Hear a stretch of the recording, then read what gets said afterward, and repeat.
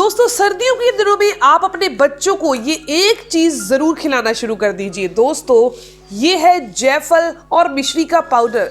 ये मैंने घर पर बनाया अपने बच्चों के लिए। दोस्तों इसको अगर आप रोजाना सिर्फ एक चुटकी अगर आप अपने बच्चों को नहलाने के बाद या फिर रात को सोते टाइम यानी दिन में 2 बार एक एक चुटकी खिलाते हैं तो उनको सर्दी जुकाम बलगम ये समस्या नहीं होगी। बार बार ठंड सी लगती रहती है बच्चों को, रोजाना एक चुटकी आपने जरूर खिलाना है। दोस्तों अगर आप ऐसी ही और इन्फॉर्मेशन चाहते हैं तो आप मेरे चैनल दिव्या शर्मा को जरूर विजिट करें। धन्यवाद।